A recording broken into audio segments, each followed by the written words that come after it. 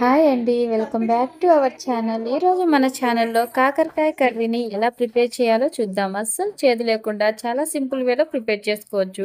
First ఈ బుడ్డ కాకరకాయలను అయితే నీట్గా వాష్ చేసుకొని ఆ తర్వాత సన్నగా తరిగి పెట్టుకొని ఉప్పు నీటిలో నానబెట్టుకోవాలి. ఇప్పుడైతే ప్రాసెస్లోకి వెళ్ళిపోదాం. స్టవ్ వెలిగించి కడాయి పెట్టేసుకొని అందులో ఆ వాటర్ మనం డిష్ వాష్ చేస్తాం కదా, ఆ వాటర్ అంతా పోయిన వరకు వెయిట్ చేసిన తర్వాతనే ఆయిల్ అనేది 2 టేబుల్ స్పూన్ యాడ్ చేసుకోవాలి.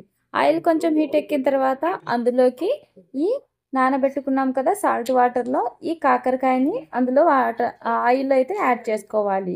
బాగా స్క్వీజ్ చేసుకొని యాడ్ చేసుకుంటే మంచిది, ఎందుకంటే చిట్లిపోకుండా ఉంటుంది. ఇలా స్క్వీజ్ చేసుకొని అంతా యాడ్ చేసుకున్న తర్వాత కలిపేసుకోవాలి. ఒక రెండు సార్లు అయినా కలిపేసుకున్న తర్వాత కొంచెం సాల్ట్ తగినంతనే యాడ్ చేసుకోండి. సాల్ట్ అలాగే తగినంత పసుపు కూడా యాడ్ చేసుకోండి. సాల్ట్ మనం ఎప్పుడో వాటర్లో యాడ్ చేసాం కాబట్టి కొంచెం చూసి యాడ్ చేసుకోవడం ఉత్తమం. ఆ తర్వాత మూత పెట్టేయాలి. మూత పెట్టిన తర్వాత ఒక 5 నిమిషాల తర్వాత తీసి చూస్తే ఈ విధంగా అయితే ఫ్రై అయిపోయింది. ఇలా ఫ్రై అయిన తర్వాత ఇందులోకి సన్నగా తరిగి పెట్టుకున్న ఆనియన్స్ని యాడ్ చేసుకోవాలి. నిజానికి ఆనియన్స్ ఎంత వేస్తే అంత టేస్ట్ అనేది వస్తుంది. ఇక్కడ నేను ఇద్దరికి సరిపడా చేస్తున్నాను కాబట్టి పావు కిలోకి సరిపడేంత 2 ఆనియన్స్ అయితే కట్ చేసి యాడ్ చేసుకున్నాను. ఆ తర్వాత ఈ విధంగా ఫ్రై అయిన తర్వాత ఇందులోకి మనము టమోటా ముక్కల్ని కూడా యాడ్ చేసుకోవచ్చు. టమోటా ముక్కలు కూడా నేను 1.5 తీసుకున్నాను. ఈ టమోటా ముక్కల్ని నేను 1.5 ఎందుకు తీసుకున్నానంటే మరీ ఎక్కువగా తీసుకుంటే పులుపు అనేది వస్తుంది. ఆ తర్వాత టమోటాతో పాటుగానే కారం పొడి కూడా యాడ్ చేసేసుకోవాలి, ఎందుకంటే కారం పొడి తర్వాత సపరేట్గా యాడ్ చేస్తే మాడిపోతుంది కాబట్టి. ఈ విధంగా కలిపేసుకున్న తర్వాత మూత పెట్టేయాలి ఒక 5 నిమిషాల పాటు. ఆ తర్వాత మూత తీసి చూస్తే టమోటా ముక్కలు అనేవి బాగా మెదిగాయి బాగానే.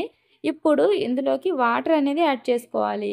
ఒక గ్లాస్ అండి, నేను చిన్న టీ కప్పు గ్లాస్తో వాటర్ అనేది యాడ్ చేశాను. ఇది పావు కిలో కాకరకాయకి మాత్రమే చూపిస్తున్నాను, మీరు కొంచెం చూసి యాడ్ చేసుకోవడం మంచిది. ఆ తర్వాత ఆ వాటర్ అంతా ఇంకిపోయే లోపల ఇక్కడ నేను ధనియాల పౌడర్ అలాగే వెల్లుల్లి 4 తీసుకున్నాను. ఆ తర్వాత సన్నగా తరిగి పెట్టుకున్న కొత్తిమీరను వాటినన్నిటిని మంచిగా మెత్తగా ఇలా స్మాష్ చేసుకుంటూనే తర్వాత ఈ బాండ్లీలో అయితే యాడ్ చేసుకున్నాను. అలా యాడ్ చేసుకున్న తర్వాత వాటర్ అంతా ఇంకిపోయి ఆయిల్ అనేది పైకి తేలేంత వరకు ఉంచుకోవాలి స్టవ్ మీదనే.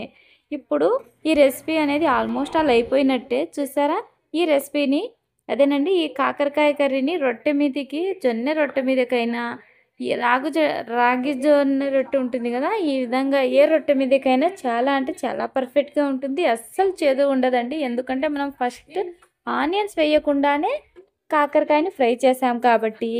మీ చిన్నపిల్లల నుంచి పెద్ద పిల్లల వరకు చాలా సింపుల్ వేలోనే ప్రతి ఒక్కరూ అసలు ఇది కాకరకాయ కర్రీనా అనుకుంటూనే తినేస్తారు, అంత బాగుంటుంది. మీరు ఎలా చేశారో ఈ కాకరకాయ కామెంట్ సెక్షన్లో కామెంట్ చేయడం